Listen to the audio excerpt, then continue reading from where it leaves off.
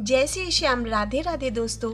सावित्री भद्र देश के एक राजा अश्वपति की कन्या थी और उनका पालन पोषण बहुत लाड़ प्यार से हुआ था। वह बड़ी रूपवती, गुणवती और सुशील राजकुमारी थी। सावित्री जब बड़ी हुई तो राजा को अपनी प्रिय पुत्री के लिए योग्य वर की चिंता होने लगी। योग्य वर न मिलने की वजह से सावित्री के पिता दुखी थे। उन्होंने कन्या को स्वयं वर ढूंढने भेजा। सावित्री अपना वर ढूंढने के लिए वन की ओर निकली। सावित्री तपोवन में भटकने लगी। वहां साल्वे देश के राजा धुमतसेन रहते थे, क्योंकि उनका राज्य किसी ने छीन लिया था। उनके पुत्र सत्यवान को देखकर सावित्री ने पति के रूप में उनका वरण किया। वापस आकर सावित्री ने अपने पिताजी को सारी बात बताई। उस समय नारद जी भी राजा के दरबार में बैठे थे। ऋषि राज नारद जैसे ज्ञानी पुरुष ने राजा से कहा, हे राजन, ये क्या कर रहे हैं आप? सत्यवान गुणवान है, धर्मात्मा है और बलवान भी है, पर उसकी आयु बहुत छोटी है। वह अल्पायु है। 1 वर्ष के बाद ही उसकी मृत्यु हो जाएगी। ऋषि राज नारद की बात सुनकर राजा अश्वपति घोर चिंता में डूब गए। सावित्री ने उनसे कारण पूछा तो राजा ने कहा, पुत्री, तुमने जिस राजकुमार को अपने वर के रूप में चुना है वह अल्पायु है। तुम्हें किसी और को अपना जीवन साथी चुनना चाहिए। इस पर सावित्री ने कहा, पिताजी, आर्य कन्याएं अपने पति का एक बार ही वरण करती हैं। सावित्री हट करने लगी और बोली, मैं सत्यवान से ही विवाह करूंगी। अंत में नारद जी के कहने पर अश्वपति ने अपनी पुत्री की बात मान ली और सावित्री का विवाह सत्यवान से कर दिया। सावित्री ने पतिव्रता धर्म का पूरा पालन किया। वह अपने पति के साथ वन में सुखपूर्वक रहने लगी और अपने पति व सास ससुर की सेवा करने लगी। उसकी सेवा से वो सब बहुत खुश थे और भगवान से प्रार्थना करते थे कि सावित्री सदा सुहागिन रहे। समय बीतता चला गया। नारद मुनि ने सावित्री को पहले ही सत्यवान की मृत्यु के दिन के बारे में बता दिया था।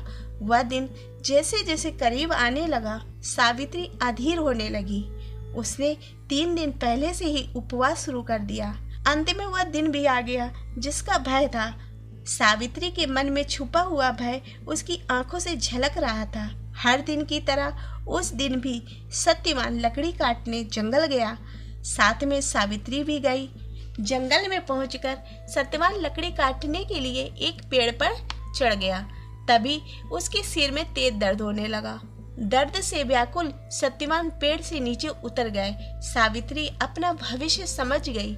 सावित्री डर और आशंका से कांप रही थी, फिर भी उसने अपने आप को संभाला और भगवान को याद किया। सत्यवान के सिर को गोद में रखकर सावित्री सत्यवान का सिर सहलाने लगी। अचानक उसके सामने एक सौम्य मूर्ति खड़ी दिखाई दी।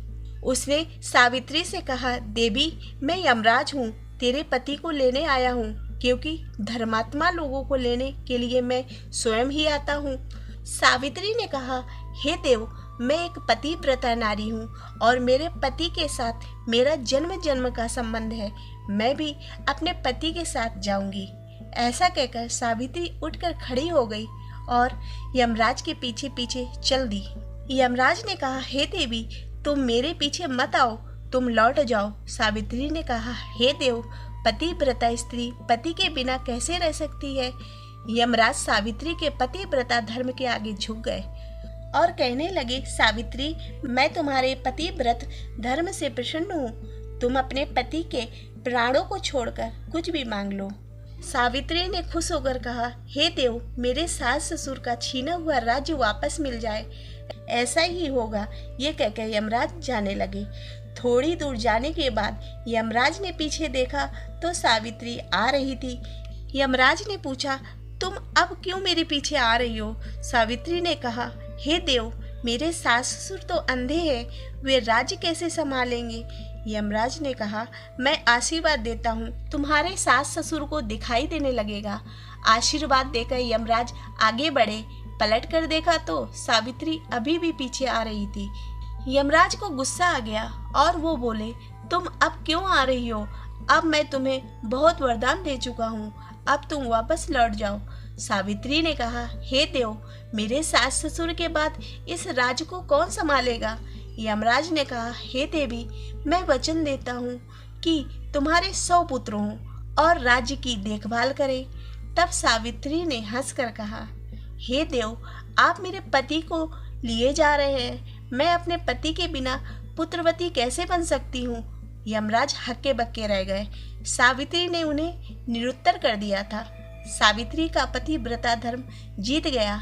यमराज ने विवश होकर सत्यवान को जीवित कर दिया और कहा, हे देवी, मैं तुमसे हार गया और तुम मुझसे जीत गई।